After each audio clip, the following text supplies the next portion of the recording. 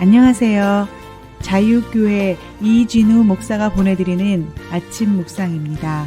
오늘도 예수 그리스도의 향기를 내는 복된 하루가 되시길 바랍니다.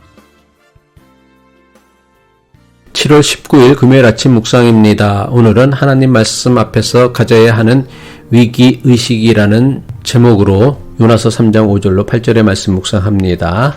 니느웨 사람들이 하나님을 믿고 금식을 선포하고 높고 낮은 자를 막론하고 굵은 베옷을 입은지라. 그 일이 니느웨 왕에게 들림에 왕이 보좌에서 일어나 왕복을 벗고 굵은 베옷을 입고 제 위에 앉으니라.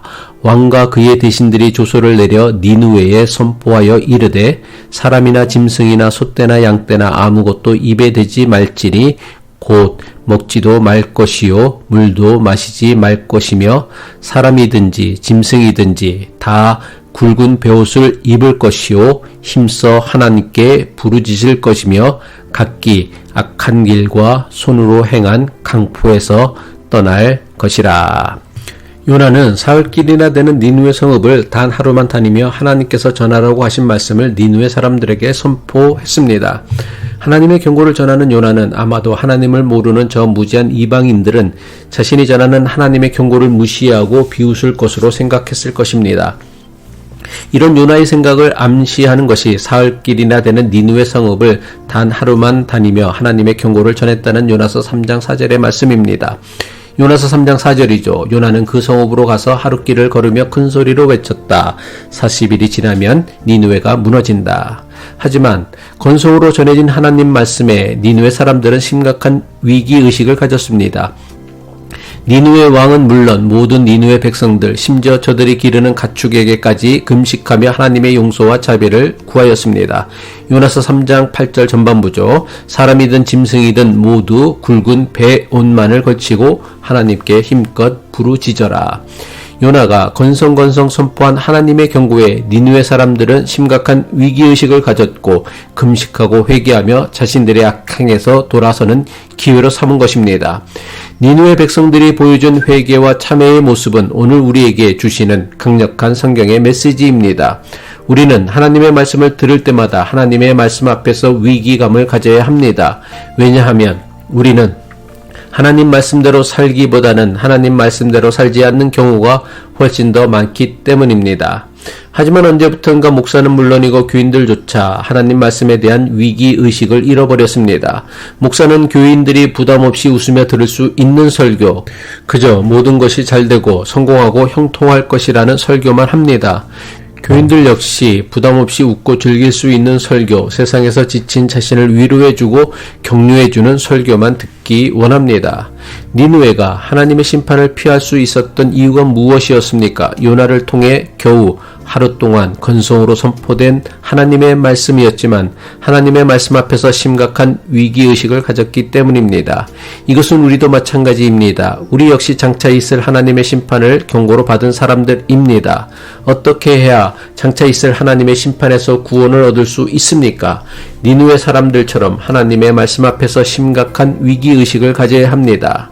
하나님 말씀에 위기의식을 가진다는 것이 도대체 무엇을 의미합니까? 심판을 두려워하여 공포에 사로잡혀 벌벌 떨면서 살라는 것이 아닙니다. 하나님 말씀에 위기의식을 가진다는 것은 하나님 말씀에 벗어난 자신의 삶에 대한 철저한 회개를 뜻하는 것입니다. 세례요한이 광야에서 외친 말씀이 무엇이었습니까? 마태복음 3장 1절로 2절이죠. 그때 세례요한이 이르러 유대의 광야에서 전파하여 말하되 회개하라 천국이 가까이 왔느니라 하였으니, 예수님께서 공생애를 시작하시면서 처음으로 선포하신 말씀이 무엇입니까? 마태복음 4장 17절이죠. 이때부터 예수께서 비로소 전파하여 가라사대 회개하라 천국이 가까웠느니라 하시더라. 회개는 단순히 자기의 잘못을 인정하고 고백하는 것이 아닙니다. 하나님의 말씀에서 벗어난 삶의 방식과 태도 그리고 행동을 바꾸는 것입니다. 하나님 말씀에 위기의식을 가졌던 니느웨 백성들이 보여준 모습이 무엇이었습니까? 단순히 자신들의 죄와 잘못을 참회하는 것으로 그치지 않았습니다. 자신들의 삶의 방식을 송두리째 바꾸려고 했습니다. 요나서 3장 8절 후반부의 말씀이죠. 저마다 자기가 가던 나쁜 길에서 돌이키고 힘이 있다고 휘두르던 폭력을 그쳐라. 요나는 건성으로 하나님의 경고를 전했습니다. 하지만 니느웨 사람들은 건성으로 전해진 하나님의 경고를 듣고는 하나님을 믿었습니다. 하나님 말씀에 대한 위기감과 깨달음이 니느웨 사람들을 회개하게 만들고 변화시킨 것입니다. 니느웨 사람들이 보여준 참회와 회개는 요나의 잘못된 믿음에 대한 고발이자 더 나아가 이스라엘 백성들의 잘못된 믿음에 대한 엄중한 고발의 말씀입니다. 요나의 잘못된 믿음은 하나님 말씀 앞에서 그 어떤 위기의식도 가지지 않고 방종하고 타락하였던 이스라엘 백성들의 교만을 나타내는 메타포입니다. 더 나아가 이것은 하나님 말씀 앞에서 아무런 위기의식도 없이 신앙생활하고 있는 우리의 잘못된 믿음에 대한 하나님의 엄중한 경고이며 책망입니다. 기도하겠습니다.